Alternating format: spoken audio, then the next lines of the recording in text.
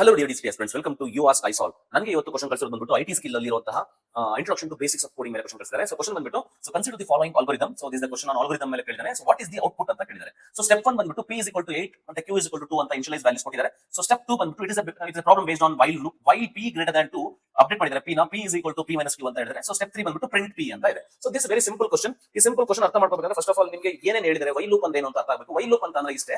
ಇಲ್ಲಿ while loop ಒಳಗಡೆ ಇಲ್ಲಿ ಏನ್ ಕೊಟ್ಟಿದ್ದಾರೆ ಇದನ್ನ ನಾವೇನಂತ ಕರಿತೀವಿ ಅಂದ್ರೆ ಕಂಡೀಷನ್ ಅಂತ ಕರಿತೀವಿ. ಆ ಕಂಡೀಷನ್ ಎಲ್ಲಿವರೆಗೂ ಟ್ರೂ ಆಗ್ತಾ ಇರುತ್ತೆ ಅಲ್ಲಿವರೆಗೂ ಲೂಪ್ ರನ್ ಆಗ್ತಾ ಇರುತ್ತೆ. ಒನ್ಸ್ ಅದು ಏನಾದ್ರು ಕಂಡೀಷನ್ ಫಾಲ್ಸ್ ಆಯ್ತು ಅಂತಂದ್ರೆ ಲೂಪ್ ಅಲ್ಲಿಗೆ ಸ್ಟಾಪ್ ಆಗುತ್ತೆ. ಸೊ ಇದು ವೈಲ್ ಲೂಪ್ ಹೇಳುತ್ತೆ. ಸೊ ನಾವು ಕ್ಲಾಸ್ ನಲ್ಲಿ ಎಕ್ಸ್ಪ್ಲೇನ್ ಮಾಡಿರ್ತೀವಿ ತುಂಬಾ ಕ್ವಶನ್ಸ್ ತಗೊಂಡು ಕೂಡ.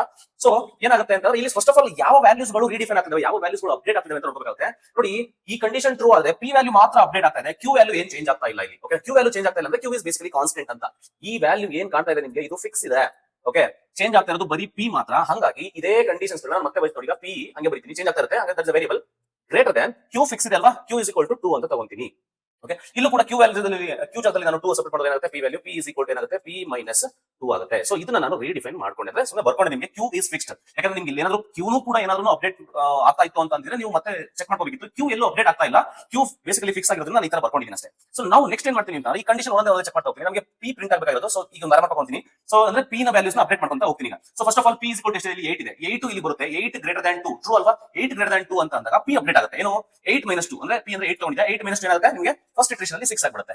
ನೆಕ್ಸ್ಟ್ ಈ 6 ಮತ್ತೆ ಇಲ್ಲಿ ಹೋಗುತ್ತೆ. ಸೊ 6 ಇದು ಬಂದ್ಬಿಟ್ಟು p ವ್ಯಾಲ್ಯೂಸ್. ಈ 6 ಮತ್ತೆ ಇಲ್ಲಿ ಹೋಗುತ್ತೆ. 6 greater than 2 ಟ್ರೂ ಆಗುತ್ತೆ. ಮತ್ತೆ p ಅಪ್ಡೇಟ್ ಆಗುತ್ತೆ. p ಹೆಂಗ್ ಅಪ್ಡೇಟ್ ಆಗುತ್ತೆ ನೋಡಿ, p minus 2 ಅಂದ್ರೆ 2 ಮೈನಸ್ ಆಗ್ತಾ ಇದೆ. ಅಂದ್ರೆ 6 ಅಲ್ಲಿ 2 ಹೋದ್ರೆ ಏನಾಗುತ್ತೆ 4 ಆಗುತ್ತೆ. 4 ಮತ್ತೆ ಇಲ್ಲಿ ಹೋಗುತ್ತೆ. 4 greater than 2 ಟ್ರೂ ಆಗುತ್ತೆ. ಮತ್ತೆ p ಅಪ್ಡೇಟ್ ಆಗುತ್ತೆ. p ಹೆಂಗ್ ಅಪ್ಡೇಟ್ ಆಗಬೇಕು, p minus 2 ತರ ಅಪ್ಡೇಟ್ ಆಗಬೇಕು. ಅಂದ್ರೆ -2 ಮಾಡಬೇಕು. ಇದು 2 ಆಗುತ್ತೆ, ಅಪ್ಡೇಟ್ ಆಯ್ತು.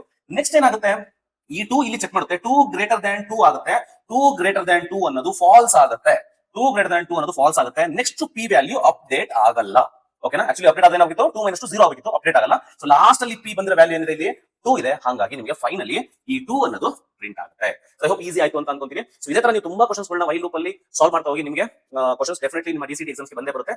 So thank you so much for watching. By.